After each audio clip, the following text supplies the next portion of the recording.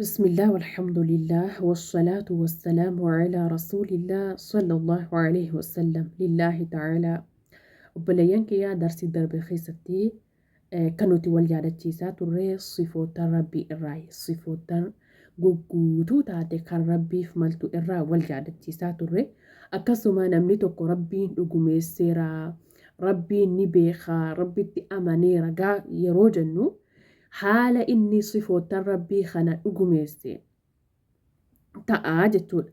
Nam tokko rabbiin beekuudhaaf yookaan immoo dhugumeessuudhaaf footessuudhaanii miti.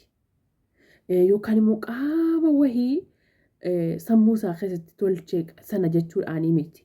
Namaa rabbiin beekuu jechuun sifootan guguutuu isaaf maltu beekuudhaanii jechuudha. Kudha tokkoffaarra geenyee turre. Kudha lammaffaa itti fufna. Kudha lammaffaa maal jedha? Wal kalaamu rabbiin dubbataadha. Ay annahu kan jechuun ay annahu mutakallimun rabbiin dubbataadha bilaa harfin qubeedhaan maletti walaa sawtin sagaleedhaan maletti walaa lugaan maletti yookaan afaaniin maletti dubbataadha. Rabbiin keenya subhaanahu wa ta'ala dubbataadha meeshaa kanatti haajamuudhaan maletti jechuudha. Fakkeenyaaf ilmi namaa tokko dubbachuuf maal isa barbaachisa? Meeshaa isa barbaachisa. Kan akkamii? Kan akka afaanii, kan akka harqubeedha, akkasuma sagaleedha, arrabaa, kana isa barbaachisa jechuudha. Garuu rabbiin kan keenya dubbataadha. Meeshaa kanatti haajamuudhaan malatti, sagaleetti haajamuudhaan malatti, qubeetti haajamuudhaan malatti, luka takkatti haajamuudhaan malatti rabbiin keenya dubbataadha jechuudha. Kan kudha sadaffaa والمخالفة للحوادث أي أنه لا يشبه شيئا من مخلوقاته ربين أممتوتا إساتهم فكاتو جأني الأقميسون سلي قمتاتي جتون بأي وجه من الوجوه كراك من اللي كراهن دان اللي ربين أممتوتا تهم فكاتو ربين كنيا أممتوتا تهم فكاتو جتون كراك من اللي كانوا تكان اللي ربين أممتوتا تهم فكاتو جتون لا هو جسم صغير كالذرة ربين قامتك أكا ذراتي مت ذرة جتون كوني يرو قاوة مسكوتيتين فوداتين وكان مو قاوة بريتين كان أدون توكو سينتو يعني أورا إساتين أدون توكو سينتو أدوتي سنة كيسا وان ور جتو أكا ور جتو تتكو akka wurwuroo kan mul'attu sana jechuun waan adutti sana keessa wurwur jettee mul'attu sanatu iyyuu dharraa jedhamti. Sittiin keessa wurwur jettu sun. Rabbiin qaama xiqqaa akka dharratti sanaatillee miti jechuudha. Walaa huwa jismun kabiiruun kal arsh. Rabbiin qaama guddaa akka arshillee miti. Uumamtoota rabbiin uume keessaa kallattii qaama harkaan qabatamuutiin kan irra guddaa arshiidha. Rabbiin qaama guddaa akka arshii sanaallee miti. Walaa huwa akbaru min dhaalik. Waan arshiidhaa olillee miti jechuudha. Rabbiin qaama guddaa arshiidhaa olillee miti. Walaa huwa jismun kathiifun akkasuma rabbiin qaama harkaan qabatamuu miti.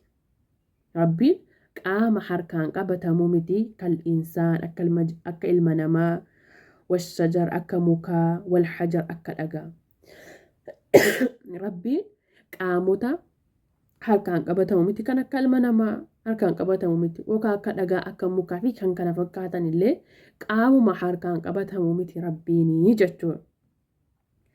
Walaa huwa jismun latiifun akkasuma rabbiin qaama harkaan hin qabatamne illee miti kan nuur akka ifaa والظلام akka dukkanaa والهواء akka qilleensaa. Fakkeenyaaf qilleensa harkaan qabachuu hin dandeessan. Dukkana harkaan qabachuu hin dandeessan. Ifa harkaan qabachuu hin dandeessan. Izan rabbiin qaama harkaan qabatamullee miti qaama harkaan hin qabatamnellee miti jechuudha. Walaa yuusafu bisifaatil ajsaam. Rabbiin sifa qaamaatiin hin himamu. Amaloota qaamaatiin hin himamu. Kan akkamiidha akka suuraa والشكل akka bocaa واللون akka bifaa wal harakaat akka sosocho'iinsaa wassukuun akka caljechuu faatiin hin himamu wattahayyuzi fil jiha kallattii keessa qabachuudhaanis illee hin himamu jechuudha. Wal makaan akkasuma bakka yookaan boodaa iddoo qabachuudhaanis illee rabbiin kan keenya hin himamu jechuudha obboleeyyan keenya. بل هو سبحانه موجود ربين كين يقول كل واتئه جراتا بلا مكان إدو اتحاجمو أمالتي كالتي اتحاجمو أمالتي جراتا أجتر ربين مهما تصورت ببالك يو حجم سموك كيستي فوت الساولتي فالله لا يشبه ذلك وان أتفوت ستسنا waan ati sammuu keessatti footeessite sanaa rabbiin hin fakkaatu. Waan ati footeessite sanaa miti rabbiin jechuudha. Ilmi namaa tokko wanti inni sammuu isaa keessatti footeessu yookaan qaama guddaa wayii yookaan qaama xiqqaa waanuma ta'e wayii sammuu isaa keessatti kan inni footeesse suni rabbiin hin ta'u jechuudha. Rabbii miti jechuudha. طيب كان رتي مرقان قرآن الراني جرا نعم نجرا قال الله تعالى ربين قل كلاوي نجا ليس كمثله شيء واني تك ربتهم فكاتو واني تك ربتهم فكاتو ربي وان تكت الليهم فكاتو جا إذن جرين ربيتي فكيني هنجرتو وانتي تكر لي ربتهم فكاتو واني ربيتي فكاتو الليهم جرو جتو سورة الشورى إيجاز كيسة تبليان كي وانو تبيكو كمنو ربي وان تكتهم فكاتو وجد قرآن خيستي كراكا مين اللي وان تكتهم فكاتو يجول المنا ما تكو كان إني سموسا خيستي فوت السودان داو كان إني ربي جري سموسا خيستي فوت السيقبارو سوني مال قاما وهي يو كان إمو ساعتين وان إني سموسا خيستي فوت السيسان إذن ربيني موان تكتي الليهم فكات وجد القرآن ركيستي دوباتي جرا نمي توكو يا ربي نما فكات مالي وانا كناتي موكا كخانات يوكا قدنا كخانات قاما كخانات يوكا مفوقت سوتا ينمني سون أمانتا سلاما خيستا بها نيكا فراجت جور إقابل ينكيا صفوت ربي كل أسدن أما إلا اللي خانا كيسا نمني توكون إسي مرمي namni tokkon isii morme amantaa islaamaa keessaa ba'a. Fakkeenyaaf nam tokkotu lakkii an 12tti amaneetan 13 keessaa tokko mormee jedhe lakkii kun naan taanee jedhe masalan rabbiin uumamtootatti hin fakkaatu. Isa jedhe kana lakkii rabbiin uumamtootatti ni fakkaata. Rabbiin ni nyaata. Rabbiin haadha manaa qaba. Rabbiin akkana yoo jedhe 12tti amanee tokko keessaa morme yoo kan jedhu ta'e jechuudha. namni sun amantaa islaamaa keessaa baha ni kafaraa jechuudha. Nam tokko rabbitti amaneera. Rabbitti amanuun immoo haala kanaani jechuudha. Nam tokko rabbitti amaneera gaafa jennu gaafa sifootan gugguutuu rabbiif maltu kana dhugumeesse jechuudha. Nam tokko immoo rabbiin beekaa gaafa jennu gaafa sifootan gugguutuu rabbiif maltu beeke kana kan inni rabbiin beeku jechuudha.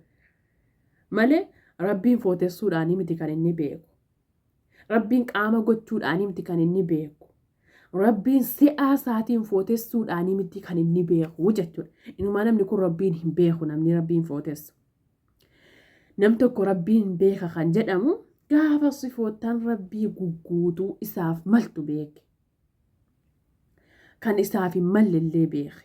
Nam tokko rabbitti amaneera kan nuti jennus maali gaafa sifootaan gugguutuu rabbiif maltu dhugumeessee jechuudha.